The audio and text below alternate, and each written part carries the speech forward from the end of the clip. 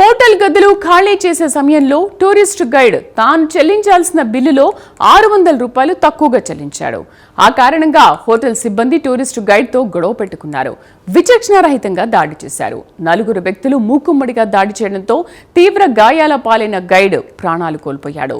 ఈ సంఘటన Saroornagar police station పరిధిలో చోటు చేసుకుంది. మృతుడి కుమారుడు వంశీకృష్ణ ఫిర్యాదు మేరకు పోలీసులు కేసు నమోదు చేసి దర్యాప్తు చేస్తున్నారు. దాడికి పాల్పడిన హోటల్ సిబ్బంది ఒడిశాకు చెందిన వారిగా గుర్తించారు. నిందితులను అదుపులోకి తీసుకుని విచారిస్తున్నారు.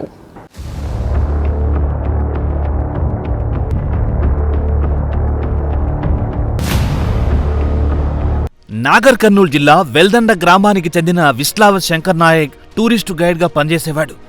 వివిధ ప్రాంతాల నుంచి టూరిస్టులను హైదరాబాద్కు తీసుకొచ్చి నగరంలో పలు పర్యాటక ప్రాంతాలను చూపిస్తుంటాడు.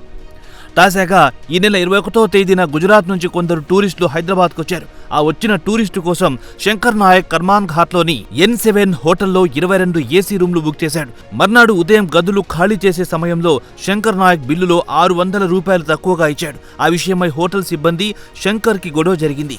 మాట పెరగడంతో ఆగ్రహానికి లోనైన హోటల్ సిబ్బంది నూర్, కమరుద్దీన్, ఇస్లాం జహీదుల్, రహీం శంకర్ నాయక్ పై దాడి చేశారు.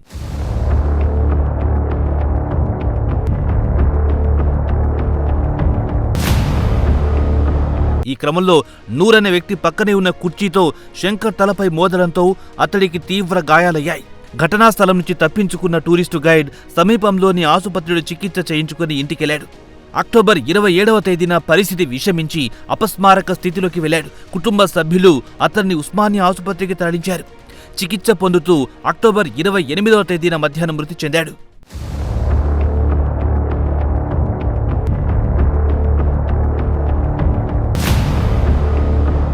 మృతుడి కుమారుడు వంశీకృష్ణ ఫిర్యాదు మేరకు పోలీసులు కేసు నమోదు చేసి దర్యాప్తు చేస్తున్నారు. దాడికి పాల్పడిన హోటల్ సిబ్బంది ఒడిశాకు చెందిన వారిగా గుర్తించారు. నిందితులను అదుపులో తీసుకుని విచారిస్తున్నట్లు సమాచారం.